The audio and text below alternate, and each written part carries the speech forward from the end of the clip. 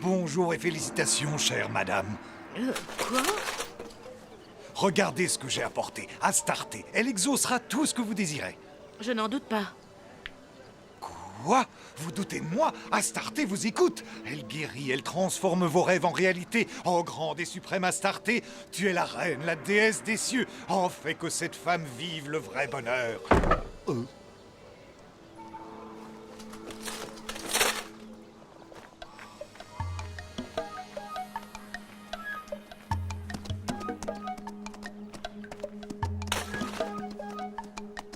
Arrête-toi, mon ami. Aujourd'hui est ton jour de chance. Comme veux-tu. Astarté va résoudre tous tes problèmes. Je n'ai pas de problème. Tu as de la chance, mais as-tu tout ce qu'il te faut? J'ai une maison, une famille, de quoi manger et un bon travail. Que pourrais-je désirer de plus? Es-tu riche? Non, mais... Voudrais-tu devenir riche? Comment? En utilisant l'huile d'Astarté.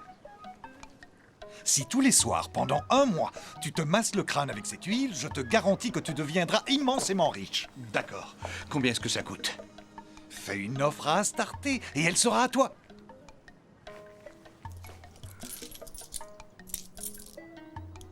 Qu'Astarté te protège.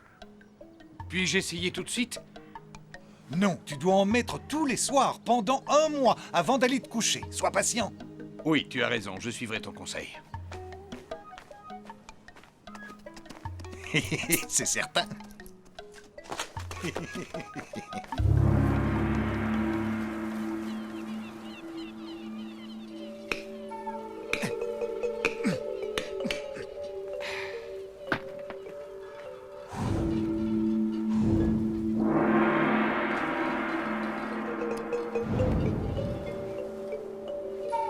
Astarté, tu vas faire ma fortune, j'en suis sûr.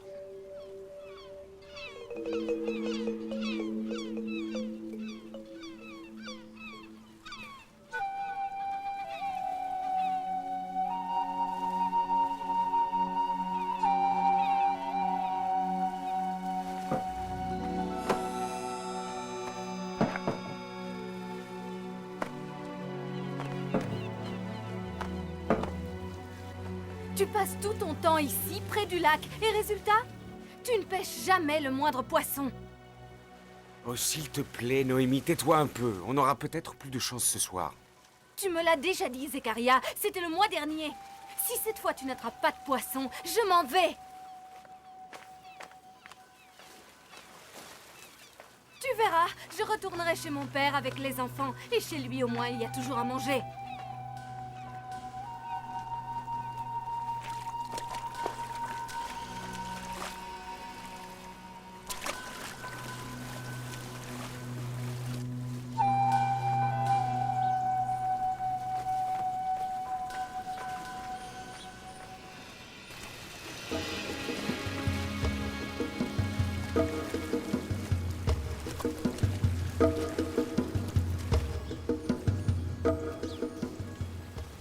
Que la chance soit avec vous!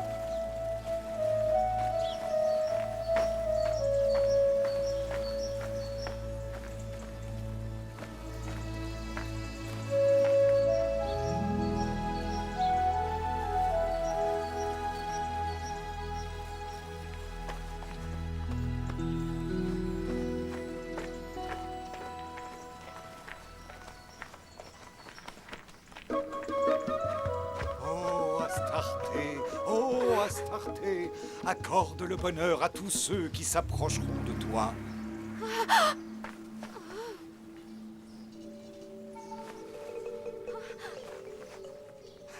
Oh, Astarté, déesse et reine suprême des cieux et des étoiles, accorde et comble de bonheur cette femme.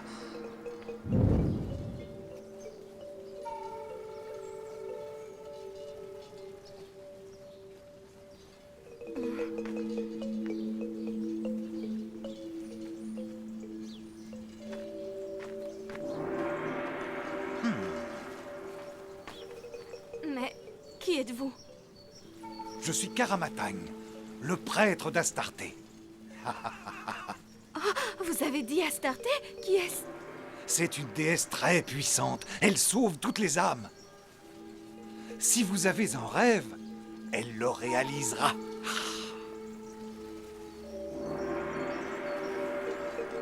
Mais je suis juive. Ça ne fait aucune différence. Astarté aide tout le monde. Il y a bien une chose que vous aimeriez avoir.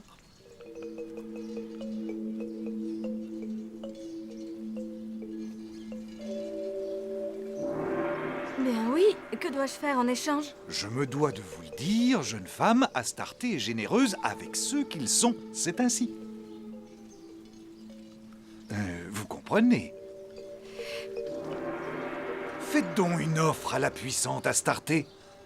Qui ne risque rien n'a rien.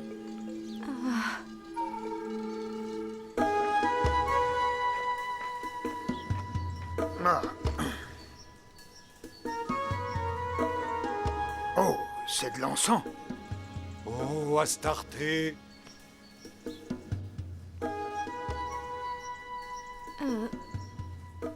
Alors, qu'avez-vous décidé pour cette offre? Vite, mon chien, va chercher les autres. C'est un imposteur. Tu as osé venir jusqu'ici? Noémie, retourne au village. Ne vois-tu pas que c'est un imposteur?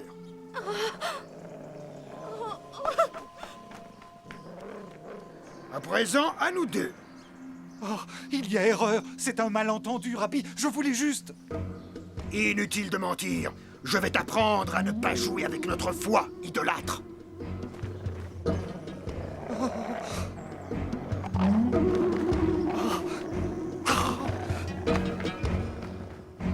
Attrape-le!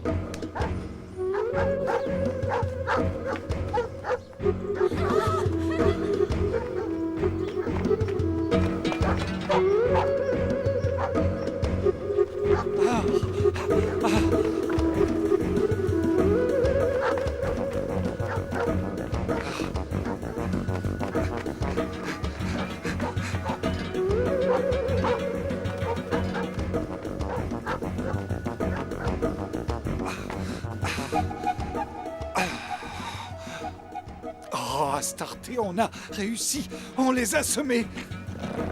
Oh! À l'aide! Oh! À l'aide! Au secours!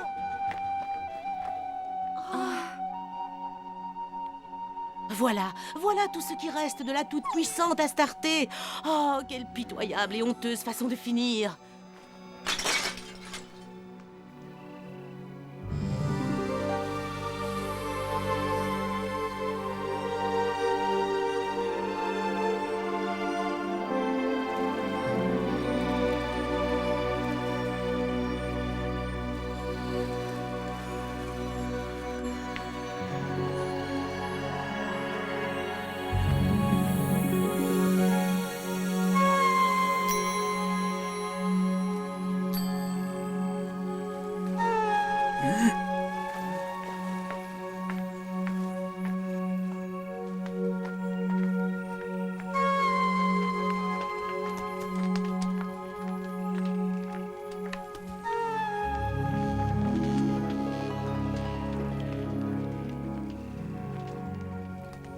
Il n'y a rien d'autre à faire qu'attendre. Et avoir confiance en Dieu. Espérons qu'il nous envoie bientôt un signe.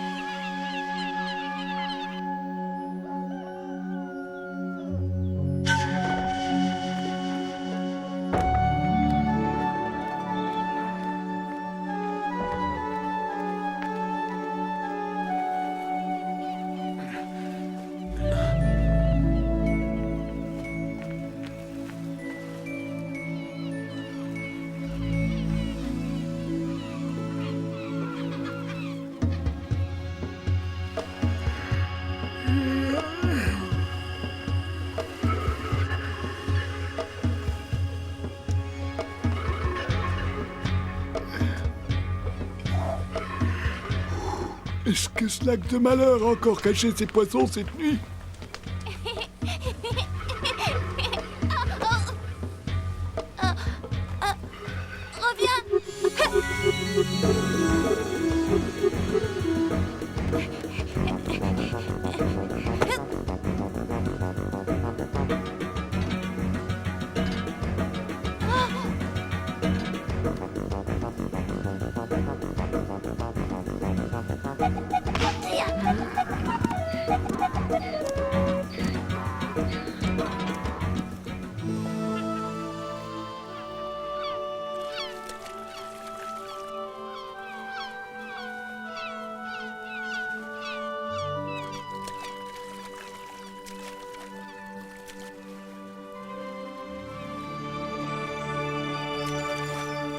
Ils nous attendent sur la berge. Et nos bateaux sont encore vides. Y aurait-il une malédiction sur nous?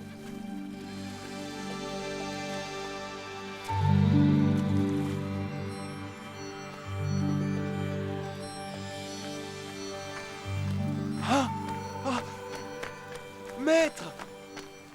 Jean. Vous êtes enfin de retour!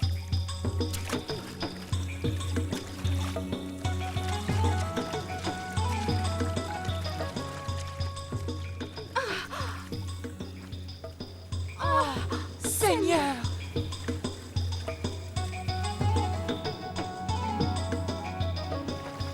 Zekaria!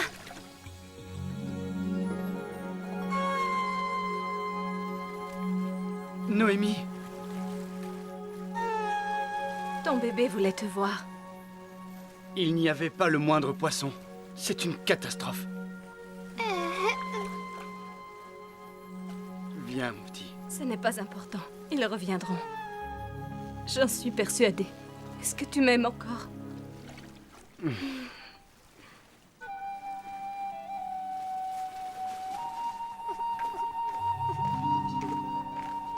pleure pas, mon enfant. Ça va. Les poissons reviendront. Nous allons mourir de faim.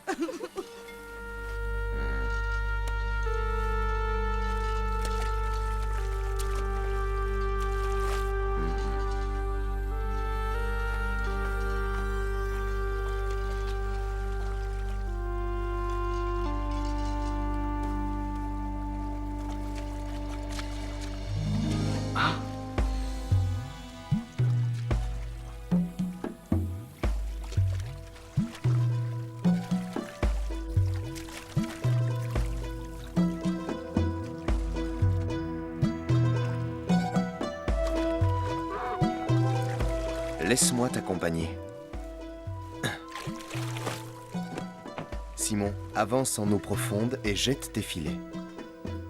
Mais, Rabbi, nous avons travaillé toute la nuit sans rien prendre. Simon, fais ce que je te dis.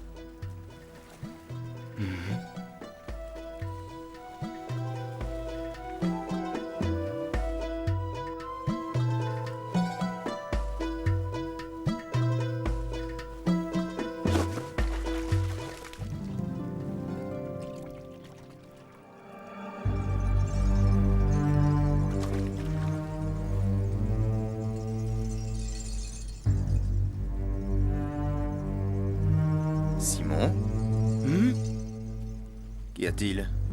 Ne me dis pas que tu as perdu la foi en notre Seigneur. Maître, les villageois sont tous affamés et leur foi, aussi grande soit-elle, ne remplira pas leurs estomacs vides. Le Seigneur sait ce dont tu as besoin. Ne sois pas si inquiet de ce que tu vas manger, de ce que tu vas boire, ou avec quoi tu vas te vêtir. Le plus important, c'est de rechercher le royaume de Dieu, sa droiture. Alors, tout le reste te sera donné par surcroît.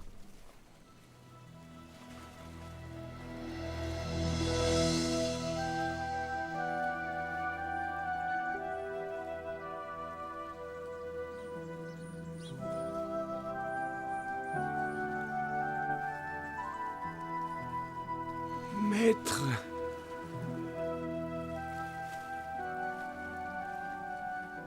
Relève les filets.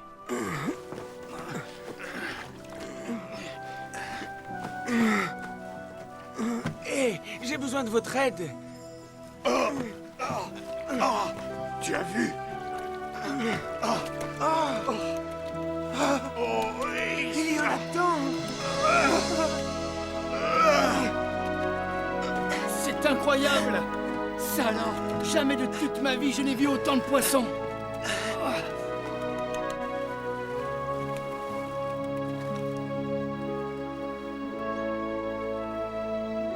Oh, vous avez vu? Les bateaux sont pleins de poissons.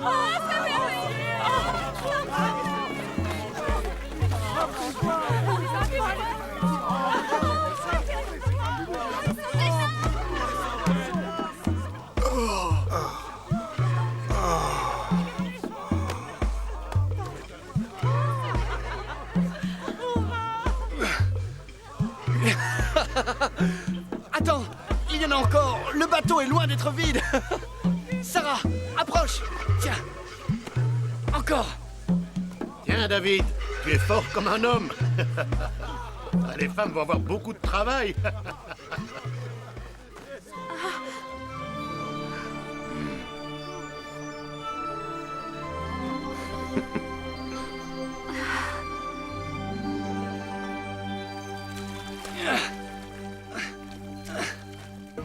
Noémie, jamais je n'oublierai ce jour. Moi non plus, Zechariah.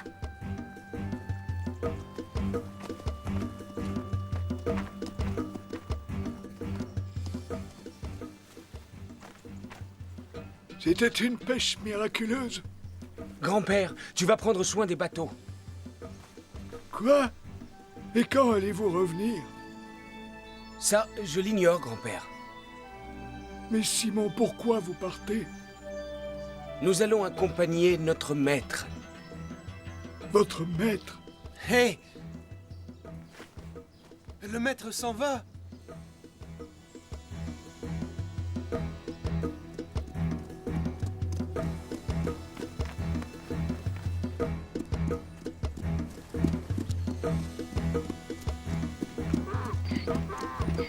Maître, attendez! Regarde, ce sont nos amis.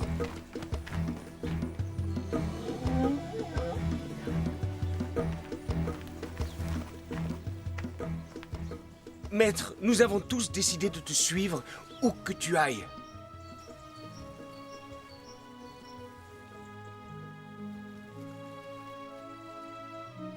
Suivez-moi. Désormais, vous serez des pêcheurs d'hommes. Oh.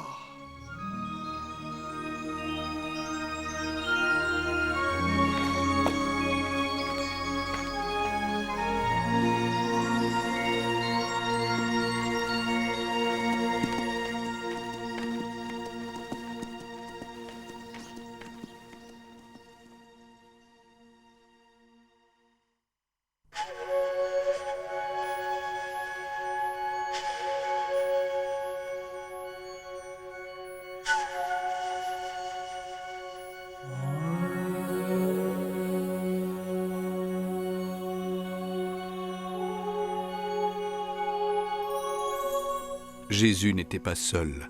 Les apôtres, qu'il avait personnellement choisis et appelés un par un à se tenir près de lui, étaient ses compagnons, ses amis les plus fidèles. Les apôtres étaient 12, autant que les tribus d'Israël. Le mot apôtre vient du grec « un envoyé ». Jésus les envoya pour annoncer la bonne nouvelle. Jésus donna à Simon, le pêcheur de Galilée, le nom de Pierre, ou Képhas en grec, ce qui signifie la pierre. Simon a assisté à la passion et à la résurrection du Christ et joua un rôle important dans toute la première communauté chrétienne. Il mourut sur la croix, pendu la tête en bas à l'époque de Néron. André, le frère de Pierre, mourut en Thersites ou à Patras selon les sources. Lui aussi fut crucifié. Jacques, le majeur, était le fils de Zébédée et le frère de Jean.